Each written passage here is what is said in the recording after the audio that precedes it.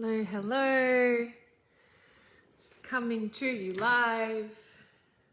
Linda and I are going to jump in together and talk all things embodiment through our businesses, being devotional women.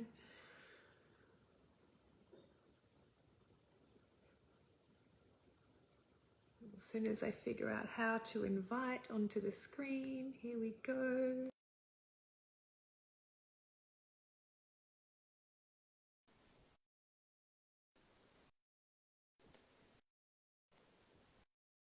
Do you know, I was watching a live, there we go, yes, hello.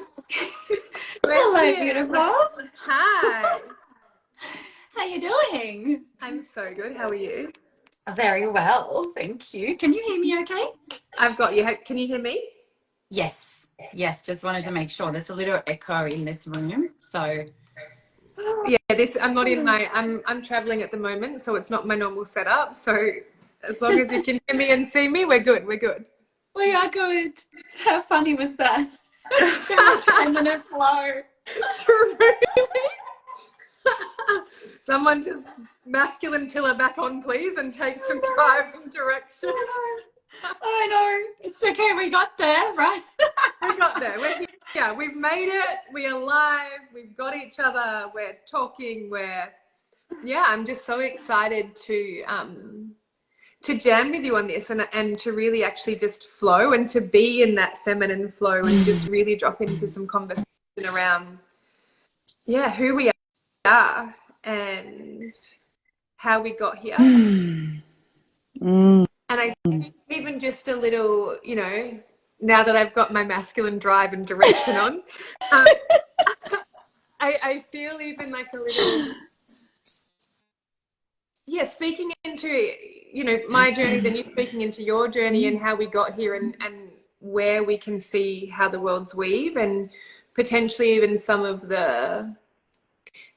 maybe even some of the biggest questions we wish people had asked us along the way, that we can ask each other in this moment and shed some light to the people that might be tuning in, that are thinking like, what does embodiment have to do with business? What does tantra have to, and this was me, I'm a multi-million-dollar business owner. I've got like all of this stuff. Why should I care what these women have to say about embodiment? What impact does it have on my life, or what impact could it have on my life? And maybe an insight into, some of the transformation we've seen in walking this path ourselves. Yes, delicious.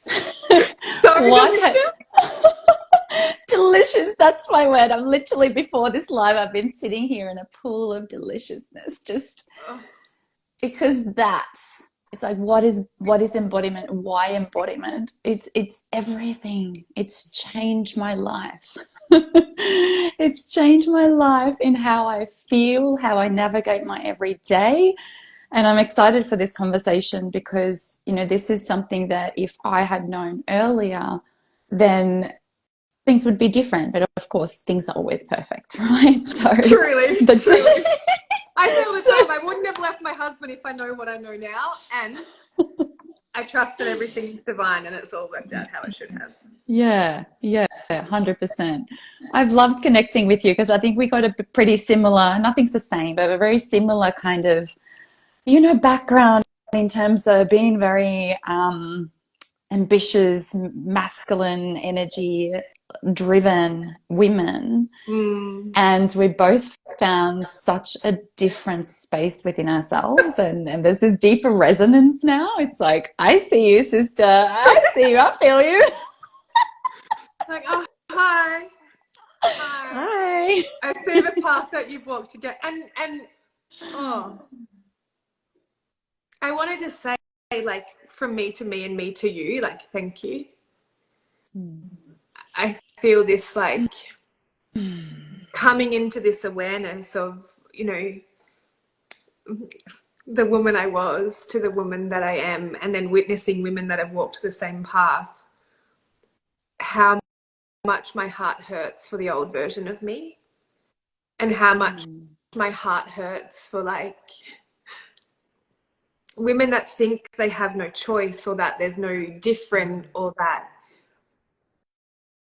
staying closed and rigid and afraid of love is going to keep them safe. Because like, as I witness in what I know about your story and in the woman that you are and the way that you show up, like the healing that's available to not only ourselves but the world from that place. Like, you know, I spoke about this with a friend of mine the other day, where it was like World War II, and all of the men went to war and all of the women stepped into the jobs of men. And then all of the men came back to find that their women had gone because they had become masculine to protect themselves and to survive, because they had no choice, because all their men were taken. And it's like, from this place, we've never come home. We've never come back to each other. We've never, like, the world lost its men and then the world lost its women. And from this place, we just continue to perpetuate this cycle of like cutting each other with the knives handed to us from other people. You know, I feel really emotional right now. I feel when you said coming home, it's like we're just going to sit here and cry together. I finally feel like I've come home to myself. I don't feel that exhaustion, the expectation, the pressure that I used to put on myself. And the truth is, I didn't know any different. I didn't know any different until I landed into this place within myself. And there's always layers. And I've even in the last couple of weeks have landed into an even deeper space within myself of like, oh my gosh, I'm just every day sitting in this pool of deliciousness and crying from gratitude. I'm like, what even is this life? You know? Truly. Where life force has just been so activated, and I feel nourished. I feel supported. I feel loved. And you know, I've definitely carried a lot of sadness, like you mentioned at the very start. I've carried sadness for the old version of myself. And recently I've actually been able to transmute that sadness into, I'm so grateful for her. I'm so grateful for her, because without that path that I walked in that specific way, I wouldn't have landed in this place within myself. I wouldn't have collected the seeds, the lessons, the things that I needed to collect to then feel this and to experience this now, first and foremost myself, and to be able to then be the transmission for other women as well. I feel like that transmission piece is huge, and I feel that was the resonance, because I feel knowing what it's like to walk through the world like closed and rigid and afraid of your own love blinds you to what's possible, like blinds you to what's available in life. And then I feel as we like open into the depth of our own love and start to radiate that into the world and start to live as love ourselves, like that resonance is what we see. And we always find what we're filtering for. Yeah. And as we start to filter for love, we start to find love. We start to find like kindred souls that have walked this path. And it's like, I attest this too, for so much of my journey, I felt like I was walking alone. And then it's like I woke up one morning and I was like, oh, I'm surrounded by love. I'm surrounded by people that think the same and feel the same and move the same. And it's kind of why I'm in devotion to this work. It's why I'm in service, because like I want to be that beacon. I want to be that light. I want to remind women of the truth of the love that's available in their hearts, because I know what it's like to live in both versions. I know what it's like to live cold and closed, and I know what it's like to live as love. I feel I'd love to touch on like how embodiment weaves through your business. Yeah, let's start there. And then I want to dive into this devotional woman piece and how the resonance I feel with the way we view the masculine and how that has deeply impacted your capacity to receive in life. Because I feel this is important for women to know, especially if they're sitting there watching and they're like, yeah, well, how do I get from where I am to where I'm going? And why do I want to get from where I am to where I'm going? So, yeah, if we can first touch on yeah, what does embodiment look like or feel like, or what's its important in your life as a importance in your life as a businesswoman? I guess, Leslie, the first thing when I touch on embodiment and speak of this is like, well, what was life like unembodied and not being embodied? And I'd love to just to kind of showcase a little bit of what that This, was like, please. like, because I didn't know what embodiment meant. And I didn't know that there was anything else available to me. And what life was like before now was I felt stressed. I always had an ambitious side to me. We've got feminine and masculine energy inside of us, and I'm still feeling that there's an ambition, but it's different. It's very different now. And I used to have a belief and way of life that I had to do and push and strive and just keep going, you know, the kind of like the Tony Robbins, rah, Oh rah, yeah, go, push, hustle, grind, cardio, go. I'm like, fully. oh, that's how we achieve our goals. Okay, let's go, let's keep pushing. But where that led me was, which is just into such a deep place of exhaustion.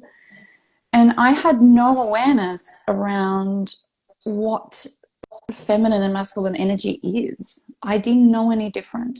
All I knew was that I'm tired, I'm exhausted, and I'm seeking things outside of myself constantly. I'm seeking validation to fill myself up. I need to achieve more in order to feel good enough. I need all the external to feel complete. Mm. So that was the former self. And now it's like the flip of embodiment to me is wholeness. It's creating this sense of wholeness and deep sense of unconditional love within myself so that I can create from the inside out. I can amplify that love and that energy and that nourishment that I've given to myself, and I'm pouring out into the world. I'm in ambition from overflow, right? I was going to touch on, like, I wrote notes so I could come back to this, but where you, and so much resonance, like I was at the helm of a 60 million empire. I had like 40 internal employees and 2,000 temps working for me from a place of masculine overdrive and hustle. Wow. This point that you touched on around burnout and exhaustion and overwhelm is because I'm ambitious as fuck. Like that part of me, I mean, she's integrated back in. We do tend to pendulum swing where I kind of denounce that side of me. But it's interesting because it comes from my creative force now. It comes from overflow. It comes from, like, I'm in devotion to serving women that need this medicine, that need this message. And when I pour from this place, I might work a 12-hour day, but it doesn't feel like hustle. It's this devotional piece. It's this, yeah, like you said, this, when we come into tune with our feminine core and structure it with our masculine container, nothing feels like effort, nothing feels like force. Like we're overflow. We fill up ourselves, we activate our life force, we have embodiment practices, and we fill up and we spill out and we spill into creation, we spill into life. And then we'll touch on this in the devotional part, I feel, and I'll let you go first, but devotion to service and then devotion to the masculine as a whole, which has really changed my world from closed, rigid, not able to receive love. Because when we pour out, we need life to pour back in. And a part of this key, I feel, is like, are we allowing life, the masculine love, to pour back into us? And are we open to receive from our devotion? So when we pour out and we're in devotion to service or a relationship, amazing. I would love you to touch on, yeah, like this path to, and for those that, like, we haven't had a conversation before this. So for those that there was no pre-planning, I feel a resonance and I feel the energy here. And I'm making a lot of assumptions, so correct me if I'm wrong, but I feel this devotional woman in you. And just by witnessing your retreat on the weekend and the frequency that I carry as well. And yeah, like how has this devotional path allowed you to be in deeper relationship with your business and the world around you? And yeah, how has the lens in which you view the masculine shaped that capacity to give and receive? Such a big and juicy question. I just Don't worry, I'll answer too. I'll answer too. But I mean, I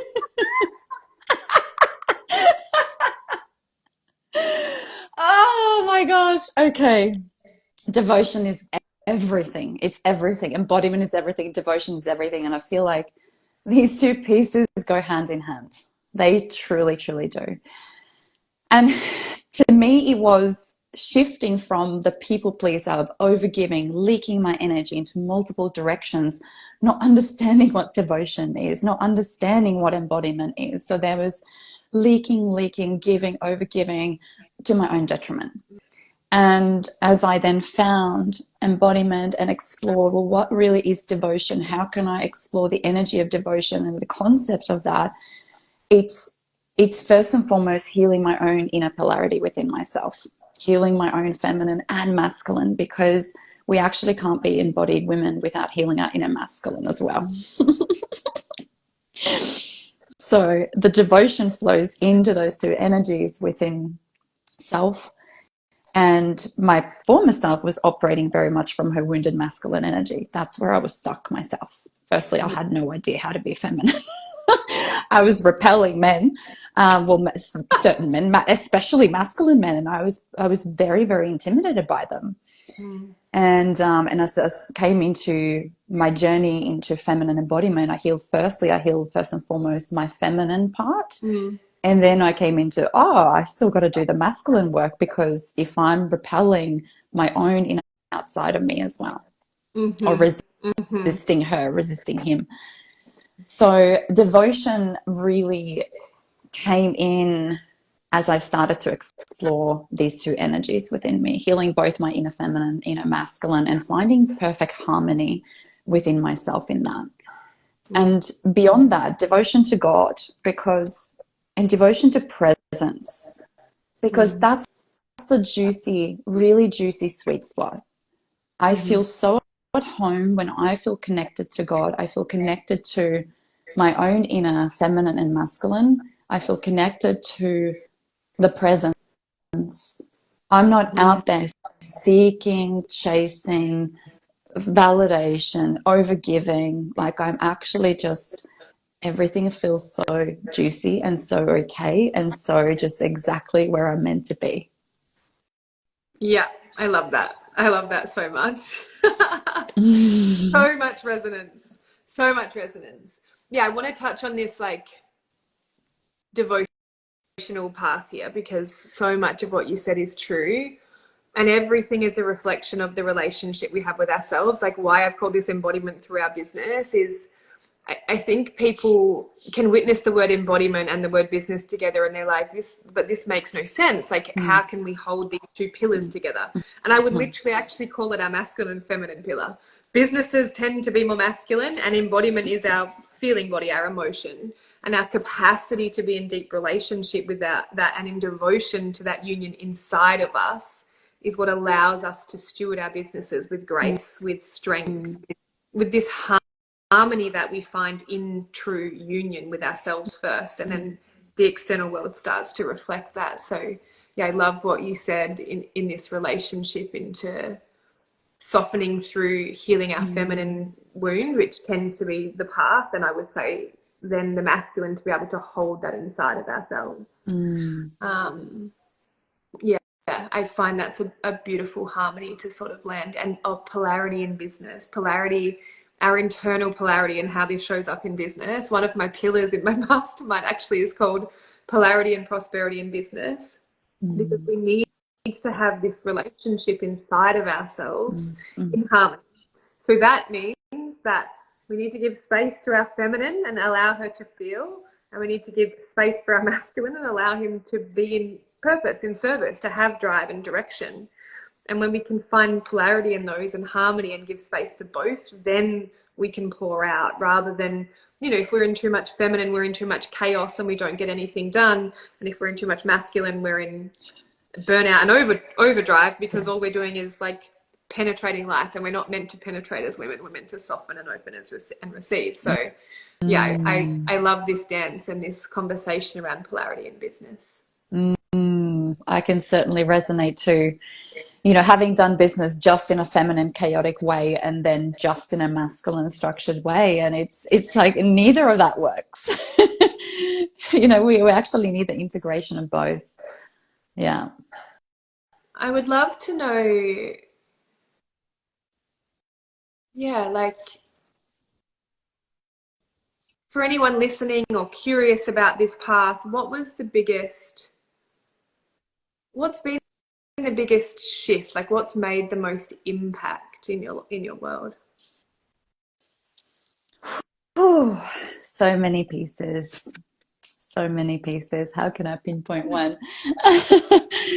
If I speak of the actual, like one thing really lands for me right now, what has been the biggest thing is how I feel day to day as a woman. And it's like I almost don't recognize myself. It's like compared to the old version, the old way of life, it's like, wow, I didn't know this was possible to feel this way, because only we ourselves know how we feel every day. We're the only person who knows that. And I didn't know this was possible, to be in this beautiful space of just like, I can't find words. It's a feeling, it's an energy that I haven't felt and embodied before. And I'm curious about it. I'm like, wow. And I'm trying to pinpoint, well, what was that one thing that really helped me into this space? I can't say that it was one thing. It comes back to the little seeds and things that I picked up along the way, because what we don't know, we don't know. And I guess what really, really, if I had to really choose one of the seeds that I picked up along the way, it would have been the awareness of feminine and masculine work. Truly. Yeah. Yeah, I want to say I feel exactly what you feel here, because I feel the same. Interestingly, I would actually put it down to allowing myself to receive the love of God through the masculine, and the capacity to see every man as divinity itself. And within that, feeling really held, even in the moments where, I one of the ways in which I navigate life is, which I learned from a beautiful book, some beautiful friends of mine, Azra and Benjamin Becker, that wrote the book Becoming, is what would love do? And so I've really been sitting in this vein of like, without my preference, what would love do? And allowing my interactions with the masculine in that way to really shape my capacity to receive love in all of its forms. And then really allowing myself to be held from that place. And, my core wound is like, I can't trust the masculine. The masculine always leaves. And I have a lot of stories from my childhood that reinforces that. And the witnessing of the unraveling of that story, and rather than, we find what we're searching for, we're in co-creation of our reality, is that I stopped searching for evidence that men were going to hurt me and started searching for evidence that men were God themselves. And that shift in my psyche has literally allowed me to see God in everything and everyone. And I feel especially in the masculine as this like deep healing and knowing that I'm held, because I'm looking for God in him. I'm not looking for, I'm not waiting for him to make a mistake. I'm not waiting for him to drop me. I'm not waiting for him to let me down. I'm actually witnessing him as God himself and receiving him in that way. And there's something that shifted inside of that was like, I don't know, led me into deeper faith, led me into deeper trust. I can't quite quantify. It's like wrapped in God's love almost, through my interaction with every being, actually, women and men, but specifically I feel for a lot of women, it's that trusting the masculine again that allows us to trust life a bit more. Because if we don't trust the masculine, what we're really saying is, I don't trust God. And I don't trust life. And so I feel, this piece of like, once I stopped gripping and started opening and receiving and being with what's in front of me without my preference, I too am in this place of like giddy joy, and even in the tears, like I might be in a process and I might be like bawling my eyes out and like, why God, why are we here? And then it literally, I'm like, oh, because like this feeling, the harmony, the return to grace in my world, the coming home to deeper truth of the love that's available to us, I feel, and feeling it, not intellectualizing it, I feel has been a big part of that. Oh, I really love that. That lands so much. I resonate so deeply with your journey of, you know, the wounds that you picked up from your childhood are very similar for me. And learning to trust again, you know, healing the relationship with the masculine, learning to trust in life, in the masculine, in God. And now coming into this beautiful space, like I find myself giggling. It's like I'm in this little girl again, and I'm like, oh my gosh, there's no worry, I'm so held. And I'm like, I can return to that innocent little girl and just, and it feels so nice. Really? I can be all parts of myself. I don't have to put myself into a box and try and be something for somebody else. Truly. I can return home to myself, into the little girl, into all other parts of myself, and still feel whole and complete and nourished because I trust in the divine. I trust in my life. And it's really beautiful after doing this work to witness how the masculine has started to show up in my life, because what I was experiencing many moons ago, many years ago, was a lot of unhealthy behaviors from the masculine. And it was a reflection of my own inner masculine as well. Truly. And now the support, the presence, the depth is just, and of course the brain, I mean, I'm looking for evidence. Are they going to betray me? Are they going to leave me? When is that going to happen? Are they going to choose another woman? Is that going to happen? And now my brain is seeking completely different evidence because I shifted the inner paradigm. Truly. Yeah. Truly. Huge. Is there any questions you have for me after this little jam and all of the rabbit holes we've gone down? Is there anything that, would be nourishing for you to ask in this moment? Yes. What was your biggest realization? I mean, I know your story that you were in a long-term relationship and you felt you emasculated your partner. This is my understanding. It's like we don't really know each other that well. It's But we beautiful. do. I We just don't. love, But we actually do. We do. And this is actually another devotional piece that's coming through for me is to create deeper connections with people of resonance, with energy of resonance. And those are the connections that I want to keep deepening. And I'm like, even though I don't know you in human form that well, but I do. I do. I see you. Honestly. I'm curious about your shift and your realization, because when you were that version of you who emasculated your husband, you were in that push and hustle and the closed offness. I'm curious about the pain and the realizations that you went through that then led you into this new path. What did that look like? Fuck, how long do we have? The pain and the realizations.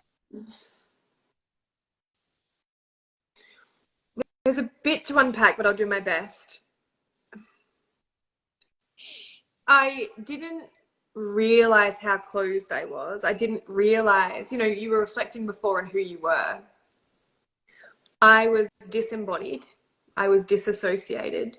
And I've touched on being like closed and rigid, but I had no awareness. You don't know what you don't know. Like I was a highly functioning, like disassociated, fight or flight, like completely shut down person. Like because it manifested as success, it's like nobody asked me any questions to ask me if I was okay, because outwardly, like why would anyone ask if I'm okay? I had a multi-million-dollar business. I wore designer everything. I drove a Range Rover. I had 5 properties. So it's like not even myself, but the reflection of who I was externally, it should look like I had everything I wanted, and it should have looked like I was happy, and it should have looked like I had my shit together, basically. And so yeah, I kind of got to this point where I realized, and I did breath work once, and I did breath work not for healing. I did it because it was, and I love how people sometimes, and this is sometimes what I do, give you what you think you want, but deliver you what you need. So I did breath work once because it was sold to me that if I did breath work, I would stress less, and if I stressed less, then I could achieve more and I could do more things. I Like love it. So breath good. work for high performance. All you high performers out there, breath work does help you stress less. Side effects might be a spiritual awakening, Yeah. but we're here for it. So I did breath work and I cried. And I, like, to give you an example of how like shut down and shut off I was, my ex-husband, we were together for 10 years. He didn't see me cry our entire relationship. Wow. So I was on lock. So, and from this place, I started to realize that I had all of this success, and I literally would receive 60K cash in my bank and be like, cool. And would travel the world and would go to all these beautiful places. And I'd be like, cool. And I started to question why I couldn't hold on to happiness. And I was this quintessential high achiever that was like, well, maybe the next million will make me happy. Maybe the next client that I land will make me happy. Maybe the next designer handbag that I buy will make me happy. And so when I started to have the means and the money to keep buying all of these things and then realize that none of it was making me happy, I started to question why I couldn't feel my own happiness. And so I would say that was the like the catalyst that sort of led me to opening Pandora's box, because it's I couldn't turn back then. I couldn't, and I nor did I want to. I mean, it got quite scary at times, which is why I'm in this work, because I really wish I had someone to hold my hand through navigating big business success and a spiritual crisis, spiritual awakening, self-realization, actually feeling my emotions for the first time in 35 years. But when I realized that, the catalyst that sort of came back to the relationship was the question that I asked myself of why, like, why won't I let him hold me in my emotion? When I shifted through the blame, because first it was like, and this is what I say to the women I'm in teach or hold at the moment, is like, my initial response was, fuck you, the masculine should lead. Why aren't you helping me soften here? Why aren't you holding my emotion here? What are you doing wrong? Why aren't you man enough to hold me? Why aren't you man enough to crack me open? Why aren't you showing up for me in this moment?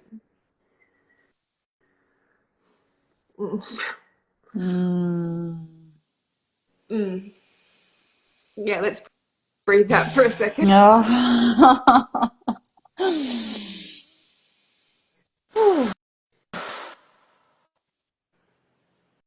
And that was, the problem solver in me was like, let me fix this problem.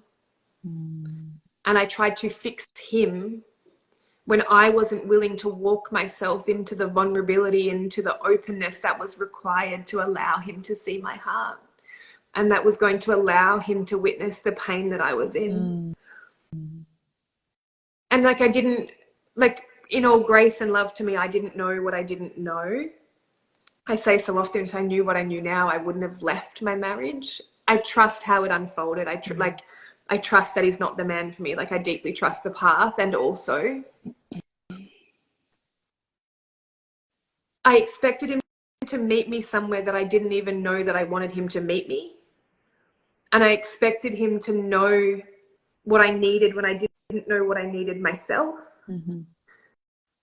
And I expected him to do the work for me, to lead me back to this place of love. And knowing what I know now, that we're the leaders of love, like, we lead with love and they lead with purpose. I was asking him to do something that I wasn't willing to do myself.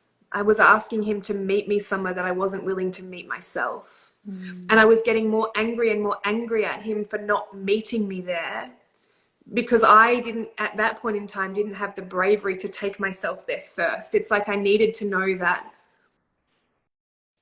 like, he would be there for me when I did it. And because he didn't even understand where I was asking him to meet me, and he couldn't meet me there, I then got angry at him. and I shut him out more, and I shut him down more, and I pushed him away more.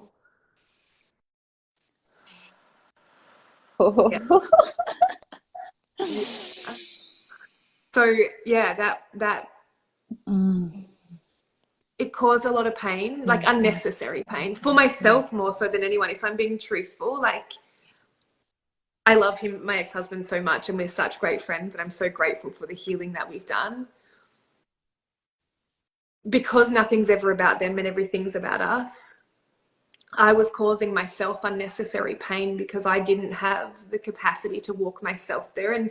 And truthfully, I was waiting for him to rescue me. I was waiting for him to save me from myself, and that was really unfair of me to ask of him. I've had truth bumps in so many parts of your sharing. I'm like, yeah, I see so much of myself in parts of your journey. Thank you for sharing. That is the reason I wanted to ask that question, is because you and I, when we were in those moments, we didn't know any different. So what you shared so beautifully there, couple of clues and nuggets. Well, how would a woman know if she's caught up in that space? Because we didn't know. We didn't know. No. And what I really picked up from your sharing is the feedback of pointing the finger, expectation of, why are you not doing this? Why is that not happening? Why are you not holding me? So I feel like that's such beautiful feedback and evidence of, well, how would we know if we're in a space like we were? How would we know if we're closed? How would we know if we're not in embodiment? It's the feedback and the things that we might experience. So if you're a woman listening to this, do you find yourself pointing the finger at the external all the time, blaming and judging and expecting the masculine to just do something for you? That's a frustration because he's not. And it's actually a frustration because you're not. Exactly. Because they're purely a reflection of our internal world. And you know, I used to get sick of this when I was in the self-development, like, fuck you, everything's a reflection. Everything is a reflection. And as soon as you accept that, the sooner you can stop, like, unnecessarily breaking your own heart because you're not willing to look at yourself and the ways you're not showing up. And that would be my biggest bit of advice, is like, it's triggering you because the answer lies in your incapacity to meet yourself in love first, and you have to go first. Like, it is a woman's job to go first in love, always. And so yeah, save yourself the 2 years of hard. Let me shortcut you here a little. Let me save you from the divorce that you might regret, you might not, and go first. Lead in love. And I would say another way to witness if you're in this place is everywhere you're not feeling fulfilled in your relationship, truly ask yourself, if this devotion word again, if you're in devotion to becoming the version of you that could hold what you're asking for, even in relationship. Because I've studied this work, I've had some of the best polarity and relationship teachers in the world, and in every scenario that I witness, in every woman I lead back to love, when we go first, when we open, when we create space for them, because what's happening is we're not creating space for them to meet us. We're saying that we're open because we're having the conversation, but our energy, our body, our behaviors, our attitude is stonewalling their capacity to step into the place we need them to step into. We're saying, babe, I love you. Step into this work for me. And our body's contracted, our heart's contracted, and energetically we're actually asking, we're inviting them into a test. And we might not have awareness around it. But what we're really saying is, like, prove to me that you can't hold me here, so I have reason enough to leave you. Prove to me that you can't meet me, so I can, like,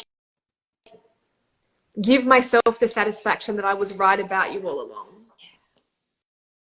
And so if we don't go first, then that we're literally just asking them to, they're not going to want to step up because they can feel everywhere we're not actually making space for them to be received in the love we have available because we haven't given that love to ourselves first. 100%. It's like this underlying expectation that's being created, right? And they can feel that. They can feel us in our energy, and it's beyond words. Energy can be felt, and you share that so beautifully. What it really brought up for me is a lot that I see in my work working with men and women in relationships is that, and especially the polarity piece, is where women are like, well, I'm waiting for him to step up and lead, and then I'm going to surrender. Then I'm going to feel safe to surrender and open up. And then the men are also, well, I'm waiting for her to surrender and soften, then I can lead her. So it actually becomes this fight of who goes first. And I always have a little giggle about this because it's kind of like the whole which came first, the chicken or the egg. It's not a conversation or a fight of righteousness of who needs to go first. And to me, it comes back to the devotional piece, because in relationship, I feel like the paradigm shift is we're not devoted to the other person. The devotion is I'm going to devote to myself, bringing my best, showing up as my most healed, evolved version of me in devotion to myself, first and foremost, and God. And from that place, I relate with you. Truly. I was going to say me first, God second, relationship third. Like we're not in devotion to rescuing someone else. We're not in devotion to getting them to do the work. We're in devotion to who we are and what we need and what our commitment to God is. And when we relate from that place, we create so much space for our partner or whoever we're calling in to meet us there. Because we don't truly know. Like I didn't know where I was walking. I didn't know the path that I was on. I didn't know the 2 years of deep dive into tantra and polarity and embodiment, and I didn't know that that's where I was walking. But I only got there through devotion to myself. And if I had have started the devotion to myself without expectation of my ex-partner, I would have created space for him to meet me there because I would have known the path back to love that I was walking on. And so, yeah, I just witnessed so many times I got angry because I didn't know who I was and what I wanted, and I expected him to tell me because that little girl was waiting for him to rescue me. And the unfairness in that for both of us. I really love that. That's actually something big that comes up with the women I work with as well. And the piece of not knowing who we are. How can we even communicate our needs and our desires, and if we don't truly know who we are? And I see that all the time as women come into my Healed Feminine Woman Academy, and there's a piece of actually getting to know yourself. We're not learning how to be feminine through this construct. It's like, well, what is your essence? We are most magnetic in our own feminine essence, not trying to be somebody else, but actually coming into our embodiment of self, of our unique essence, of our energy. And from that place, there's wholeness, because you're not trying to be something, you're not taking something from somebody else to put into you, a construct. Truly. An idea of who you think you should be. And Foundations of Grace for me, like embodied led business, one of those pillars is like, who are you without your business and who are you without your relationship? Because if you can't answer that, then you actually don't have an identity. You have an egoic persona of who you think you are. And so it's really like, you know, I talk about building businesses and building our lives and coming into love and relationship is often not about adding more. It's about stripping back to less. 100%. It's about like strip me bare naked, exposed to life. I definitely went through a period where I didn't wear very many clothes because I was in the embodiment of like, just strip me back, like the full embodiment of like, I don't want any containment or confinement, and I don't want any masks even. Like, I want to be naked to the truth of the world and the truth of who I am.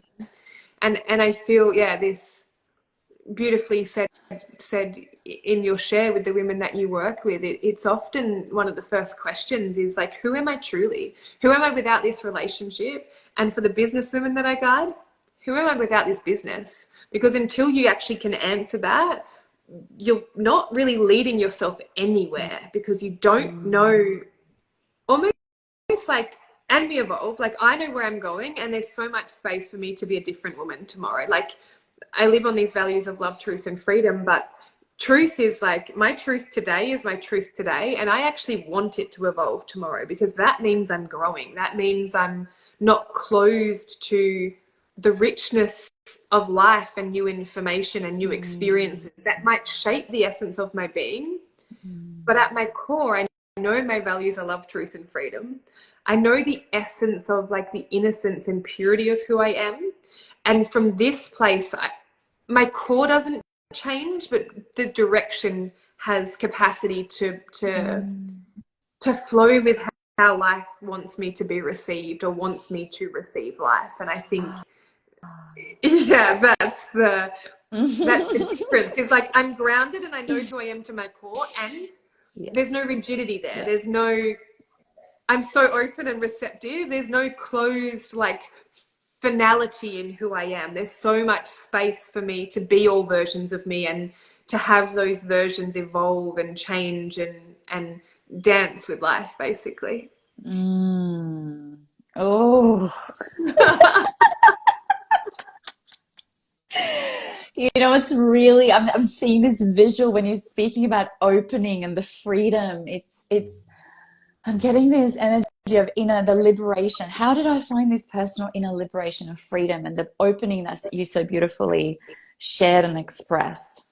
And I love that it's actually not about adding more information, adding more, what do I need to do and be of something else? It's actually stripping bare.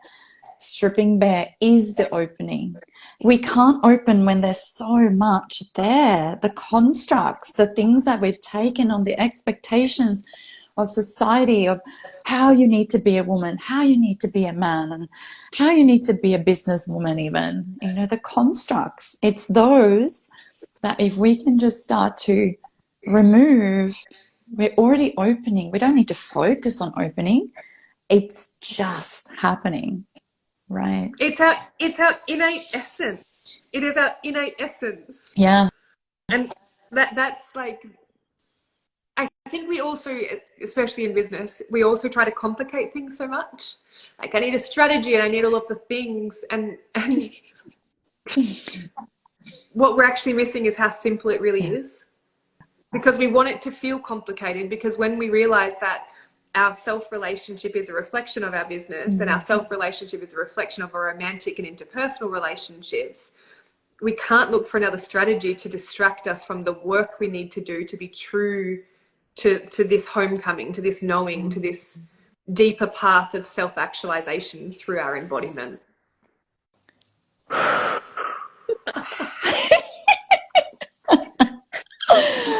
could literally just keep talking. I think we're catching up. We're catching. Someone got them with some questions. You've got two of the wisest women I've ever met in my life. And isn't it beautiful? You know what I really love about this path of devotion to being ourselves and stripping bare from the constructs is that we're coming closer home to our truth, our own, in connection to God, in our own inner polarity. It's like we're being led to such beautiful experiences, beautiful people of resonance, and how we connected as well. It's just so delicious. And everything that shows up, it's like, oh, look at that gift. Look at another gift. Oh, and here I am in my childlike play of there's so many butterflies and life is amazing. And it's that energy that I want to feel. I want to feel the innocence of life, to navigate that and continue to feel free. And that's what true embodiment feels to me. Truly. I would say true embodiment to me is the essence of freedom. It's the essence of being in the duality of, you know, I say pleasure and pain are opposite sides of the same coin. Yeah. And when we stop resisting one feeling over the other, we realize that there is pleasure in pain and pain in pleasure. Sorry. There's a whole different life. That's a whole different conversation. No, I was even just thinking, I'm like, that's exactly what I use in I teach yoga classes as well, and I literally bring that in all the time. If I hold people in a pose and I know that they're experiencing pain and discomfort, I keep saying, find the pleasure in your pain, find the pleasure in your pain. Of So course. it's Well, we just harmonizing. resonate on the same frequencies. I think back to your question about this, you know, like resonance and finding the people and the joy and the awe and the mystery of like how we connected and how there's such deep resonance here. You start to find people that speak the same language because you realize you're on the same path back to truth. Now, my truth is different to your truth, yet there's so much resonance in that path that we've connected in this way. And this is that, like, not feeling alone in the world anymore, not feeling so much that we have to interpret. And for me, what was true, especially coming from big business, like I'm talking 60 million empires, and most of the people in my sphere of influence were no, actually, I'm going to remove that from my terminology. There was a lot of men that were stuck in old paradigm, that had likely lost or forgotten the love of good women, that then projected that pain into the women of their world. And so it was really jarring for me to be in an environment where there was a lot of men that also had closed hearts, because I had a closed heart, and that's what was reflecting in my world. To then come into this opening and awakening, but being in the same world and feeling so alone, because it's not that no one could feel me. No, it's like I don't even witness you, and I do, but I feel you more than I know you. Yeah. And I think there was such a craving of like, I just want to be felt. I don't even need to talk to these people, but I can't feel them. I can't enter a room of all these, you know, multi-million-dollar business owners and like receiving the push out and the push away and the shutdown and the disassociation and the closedness. Even now, like, be the change you want to see. I'm intentionally putting myself back in rooms with people in business, because I kind of want to penetrate the world with my love. So women don't penetrate, but we penetrate with love. We penetrate with our hearts. And so that's kind of the mission for me, is like bringing this capacity to feel myself, so people can be reminded what's available to them when they allow them to feel themselves as well. It literally changes everything. We change the world from this place. We do. And naive, hopeful, I kind of don't care. I'm in devotion to changing the world one business owner at a time, and I believe that this is how we curate change from the inside out. 100%. I would just go like this to embodiment is what creates change, becoming what you wish to see, creating ripples from that place. Everything else falls in place. So Truly. the journey is here. Oh, truly. Oh my gosh, you're amazing. You're amazing. Thank you for this beautiful reflection. Oh, thank you so much as well. It's been so beautiful to connect with you, and more to come. So more to come. I feel maybe we should do like a monthly live. Submit your questions, guys. Drop in below. Yes. If we get enough questions, I would love to jump on another live. Even if we don't, we'll just do it spontaneously. Yes. Sounds amazing. Thank you, beautiful. Thank you so much. Thank you, everyone. You too. Bye, beautiful. Bye. See you. See you.